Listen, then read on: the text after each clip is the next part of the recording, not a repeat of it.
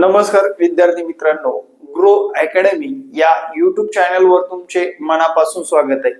आजच्या या व्हिडिओमध्ये आपण पवित्र पोर्टलला रजिस्ट्रेशन सुरू झाले 2025 च्या शिक्षक भरतीसाठी जे काही बारकावे महत्त्वाच्या सूचना आहेत आपल्या युट्यूब चॅनलच्या माध्यमातून मिळणार आहेत, एकदम ऑथेंटिक आणि सर्वात लवकरात लवकर। या कारणास्तव आपण लवकरात लवकर आपलं युट्यूब चॅनल सबस्क्राइब करून ठेवायचं आहे।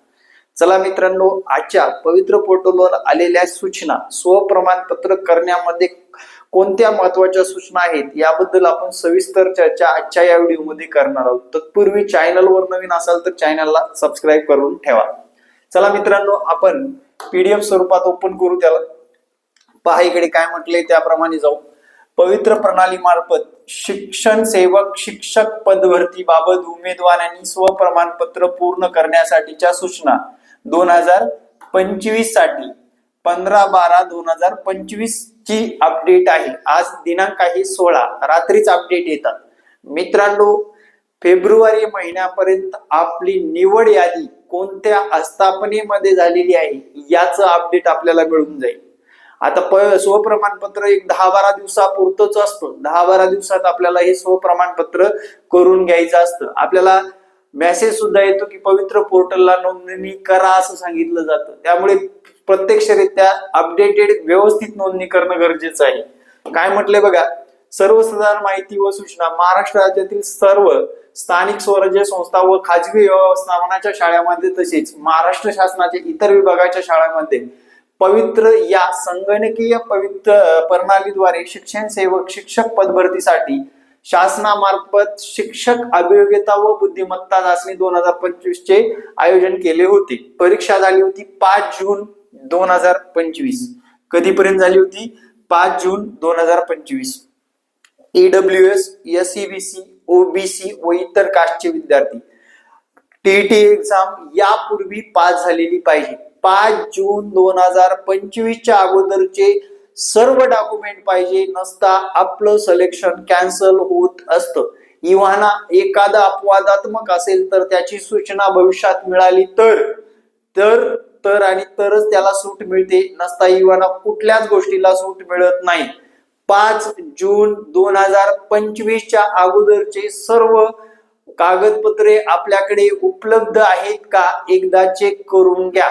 जर काही थोडीफार अडचण असेल, दिलेला संपर्क क्रमांक आहे, संपर्क क्रमांकावर व्हॉट्सअप करू शकता।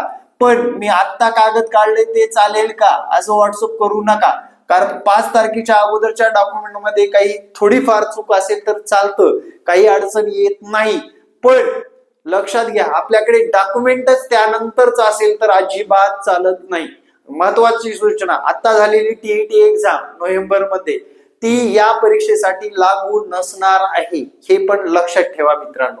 ठीक आहे, त्यानंतर पेपर वगैरे झाला, शाळेमध्ये कशाप्रमाणे सिलेक्शन होणार आहे ते सांगतो इथे बघा। लोक आहेत 2,09,101 लोक, 2,09,101 लोक या शिक्षक भरती 2025 मध्ये समाविष्ट असणार आहेत। ओके, सहभागी असणार आहेत म्हणता येईल थोडक्यात। त्यानंतर उमेदवाराने रजिस्ट्रेशन करण्यासाठी इथे दिलेला आहे रोल नंबर आणि रजिस्ट्रेशन नंबर, या 2 गोष्टी आवश्यक आहेत। रजिस्ट्रेशन नंबर आणि रोल नंबर आवश्यक आहे। मोबाईल क्रमांक जेव्हा आपण परीक्षेमध्ये टाकलो होतो त्याच्यावर OTP वगैरे येत असतात, त्यामुळे तोच मोबाईल नंबर आपल्याकडे असणं सुद्धा आवश्यक आहे। पदभरतीमध्ये सहभागी होणाऱ्या व्यवस्थापनाकडून रिक्त पदाच्या इयत्ताचे गट विषय आरक्षण या व्यवस्थापनीय रिक्त पदाची माहिती दर्शवणारी संक्षिप्त जाहिरात पवित्र पोर्टलवर प्रसिद्ध करण्यात येणार आहे। त्यानंतर काय होणार? पवित्र पोर्टलवर जाहिराती प्रसिद्ध करण्यात येतील। बरोबर, जाहिराती प्रसिद्ध करण्यात येतील। स्थानिक स्वराज्य संस्थांकडून रिक्त पदाच्या भरतीबाबत देण्यात येणाऱ्या जाहिराती या मुलाखतीशिवाय एकास एक प्रमाणामध्ये असतील, लक्षात घ्या। जर तुम्ही विदाउट इंटरव्ह्यू जर लागलात तर तुमचं सिलेक्शन झालंय हे एकास एक प्रमाण आहे, म्हणजे तुम्हाला त्या जागेवर घेतलं जाणारच आहे। बरोबर, पण लक्षात घ्या त्यांनी काय म्हटलंय बघा, खाजगी शैक्षणिक संस्थांकडून रिक्त पदाच्या भरतीबाबत देण्यात येणाऱ्या जाहिराती मुलाखतीशिवाय मुलाखतीसह 2 प्रकारच्या असतात.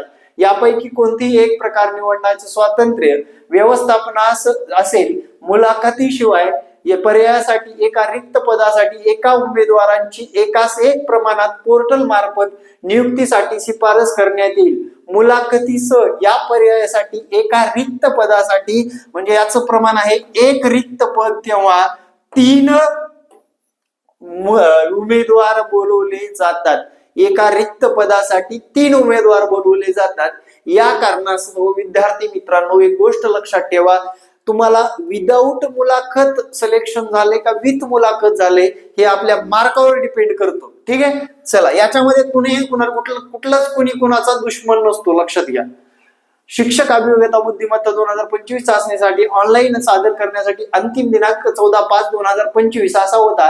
त्यामुळे चाचणीच्या सर्व संबंधित उमेदवारांनी आवश्यक शैक्षणिक अर्हता 14/5/2025 लक्षात घ्या 14/5/2025 अखेरपर्यंत धारण करणे अनिवार्य आहे. शासन शुद्धीपत्रक संकीर्ण जे काय आता हे जे काय लागू आहे ते 14/5/2025 अगोदरचे सर्व डॉक्युमेंट असणं गरजेचं आहे. 2-3 दिवस झालं कॉल येतात, मेसेज येतात की सर 14/5 नंतरचे डॉक्युमेंट आहेत चालतील का? अजिबात चालत नाहीत. तुम्हाला सिलेक्शन झाल्यावर सुद्धा तिथून वापस पाठवलं जातं. त्यामुळे जी काही खरी माहिती आहे ती खरी माहिती तुम्ही भरायची आहे. पुढे बघू. शैक्षणिक अर्हता व 25/9/2025 अखेरपर्यंत धारण केलेली व्यावसायिक अर्हता. बघा 25/9/2025 पर्यंत डीएड बीएडचं जे काय अपडेट आहे ते आणि 14/5 शैक्षणिक अर्हता. ठीक आहे, इयत्ताचे गट विषय यांचा एकत्रित विचार करून उमेदवारास त्याच्या लॉग इन वर प्राधान्यक्रम देण्यासाठी रिक्त पदाची व्यवस्थापन यादी उपलब्ध होईल. सदर रिक्त पदाच्या यादीतून उमेदवारांनी निवडलेले प्राधान्यक्रम लॉक करण्यात येतील. निवड प्रक्रियेत गुणवत्तेनुसार विचारात घेतली जातील. जाहिरातीतील आरक्षण इयत्तेचा गट लक्षात घ्या, जाहिरातीतील आरक्षण इयत्तेचा गट विषय उमेदवाराने निवडलेले प्राधान्यक्रम याचा गुणवत्तेनुसार एकत्रित विचार करून त्या व्यवस्थापनाची सर्वसाधारण गुणवत्ता यादी जनरल मेरिट लिस्ट पवित्र पोर्टलवर प्रसिद्ध करण्यात येईल. बघा स्वप्रमाणपत्र केल्यानंतर जागा डिक्लेअर होतील. जवळपास 15-20 दिवसांनी आपल्या जागा डिक्लेअर होतील. जागा डिक्लेअर झाल्यानंतर आपल्याला प्रिफरन्स निवडायला सांगितलं जाईल. प्रिफरन्स निवडल्यानंतर आपलं सिलेक्शन येईल. सिलेक्शन लिस्ट ही आपल्या वेबसाईटवर पडलेली असेल पवित्र पोर्टलच्या, लक्षात घ्या. त्या व्यवस्थापनाची सर्वसाधारण गुणवत्ता यादी जनरल मेरिट लिस्ट पवित्र पोर्टलवर प्रसिद्ध केल्यानंतर संबंधित व्यवस्थापनाने स्वप्रमाणपत्राच्या वेळी अपलोड केलेले म्हणजे आता जे अपलोड केलेले जे आहेत प्रमाणपत्र असू द्या, व्यावसायिक पात्रता असू द्या, टीईटी पर्यंत कुठेही जर तुम्ही याच्यामध्ये गफलत केलात तर तुमचं शेवटी सिलेक्शन रोखलं जातं.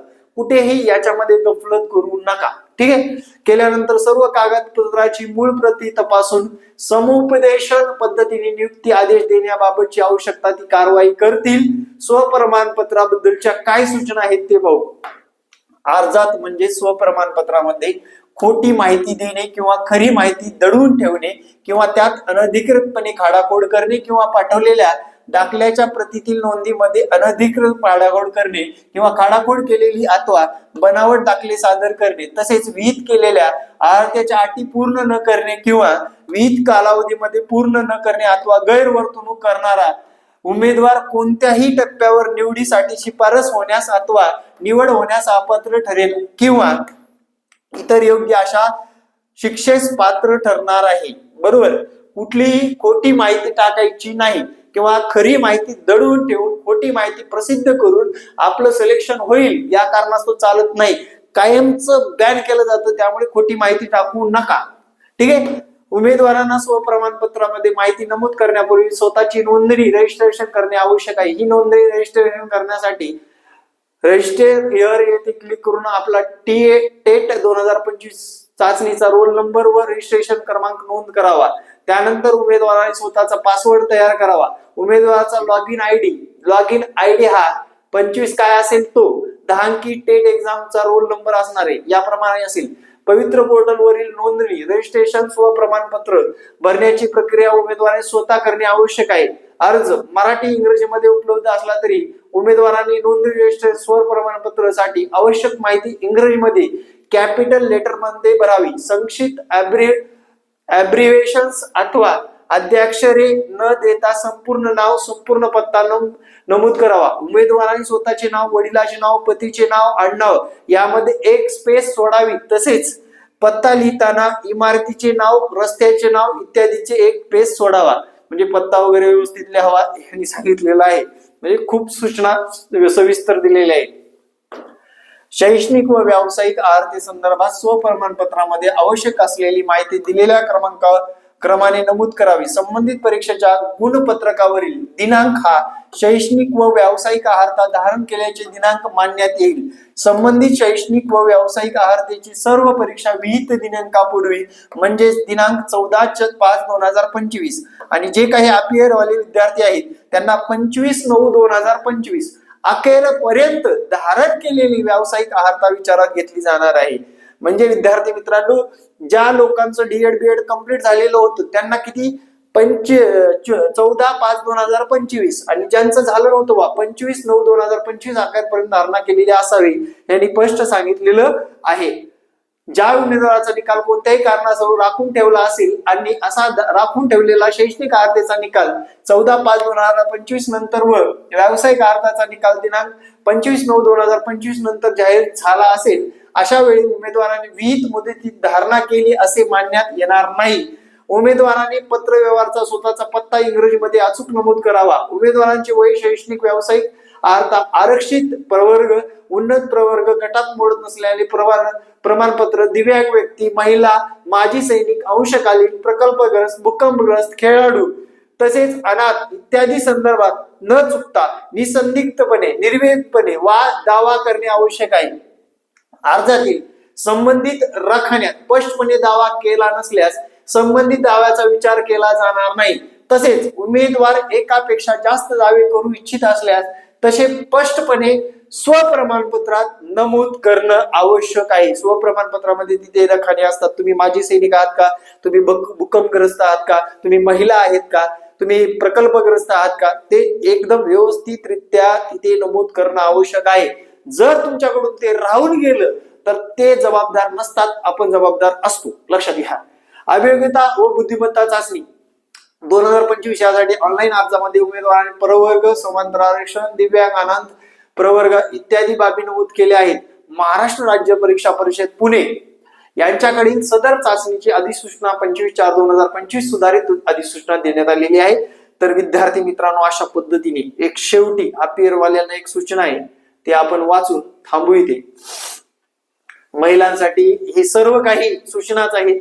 तुम्हाला ईडब्ल्यूएसच्या सूचना वगैरे वगैरे भरपूर सूचना आहेत. तुम्ही एक काम करा, आपल्या ह्याला टेलिग्रामला भेट द्या. @पुंडेसर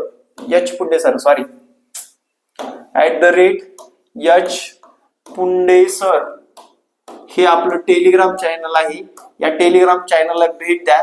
ही पीडीएफ तुम्हाला त्या ठिकाणी पवित्र पोर्टलच्या स्वप्रमाणपत्राच्या सूचना मिळून जातील. शेवटी एक अपियर वाल्यांसाठी काय सूचना आली आहे बघू आपण, जे की BA BCom वाल्यांसाठी आलेली आहे. काही नाही, त्यांचं ना ते हे 24/9 म्हणजे 24/9 या डेट पर्यंत जे काही त्यांना अपियर बद्दलची माहिती भरायची होती ती अपियर बद्दलची माहिती भरायला सांगितलेलं आहे. कुठे गेलं ते, ठीक आहे, असो. कुठलाही गैरप्रकार केल्यानंतर फौजदारी कारवाई होते बरं का. कुठली माहिती दडवण्याचा कार्यक्रम राबवू नका, कुठलीही माहिती, कारण तुमच्यामुळे जर तुम्ही चुकीने माहिती टाकलात आणि तुमच्यामुळे एखाद्याचं नुकसान होतंय, ती पोस्ट रिक्त राहते आहे. आणि त्यामुळे त्यांनी सरळ या पवित्र पोर्टलच्या सूचनामध्ये सांगितलंय, कुठलीही तुम्ही खोटी माहिती टाकायची नाही आणि खरी माहिती दडवून ठेवायची नाही.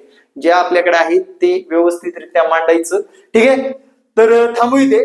अजून काही जर प्रॉब्लेम असेल तर मला या संपर्क क्रमांकावर संपर्क साधा. आता थोडक्यात सांगतो, रजिस्ट्रेशन कसं होतं ते दाखवतो तुम्हाला. इथे पहा, इथे आपण आहोत सध्या 25च आहे. ठीक आहे, इथे रजिस्ट्रेशन हिअर म्हटलं की इथं आपल्याला सर्वात महत्वाचं म्हणजे रोल नंबर, जो काही आपला रोल नंबर आहे तो टाकायचा आणि चेक रजिस्ट्रेशन नंबर टाकायचा. या ठिकाणी काय करायचं, रजिस्ट्रेशन नंबर टाकायचं. चेक TIT डिटेल डायरेक्ट होतं, आपलं डायरेक्ट ओपन होतं आणि तिथून पुढे आपलं नाव, आपल्या पतीचं नाव बदललं असेल तर, पुन्हा डॉक्युमेंटेशन कोणते आहेत, कोणत्या कोणत्या आस्थापनेमध्ये सगळे येतं तिथे. मग सगळं भरून घ्यायचं, व्यवस्थितरित्या लॉक करून घ्यायचं. लॉक झाले का एकदा चेक करायचं, व्ह्यू घ्यायचा आणि मित्रांनो स्वप्रमाणपत्र आपलं सक्सेसफुली लॉक झालेलं आहे. आणि जर तुम्ही चुकीची माहिती दिलात आता सद्यस्थितीमध्ये, ते प्रमाणपत्र तुम्हाला भविष्यामध्ये लागतं म्हणजे लागतं, शेवटच्या टप्प्यामध्ये तुम्हाला काढून टाकतं. तुमचं हेडेक घेऊ नका, जी खरी माहिती आहे तेच टाका. कायमचं बॅन होण्याऐवजी आपण आताच व्यवस्थित माहिती भरलात तर त्याचा फायदा तुम्हाला भविष्यामध्ये होणार आहे. तर हे अपडेट कसं वाटलं नक्कीच कमेंटमध्ये सांगा. तुमच्या काही समस्या असतील कमेंटमध्ये मांडायला विसरू नका, त्यानुसार आपले व्हिडिओ येत जाणार आहेत. ग्रो अकॅडमी सर्वात प्रथम महाराष्ट्रामध्ये प्रथम अपडेट देतं हे तुम्हाला माहित आहे. जय हिंद, जय महाराष्ट्र, धन्यवाद.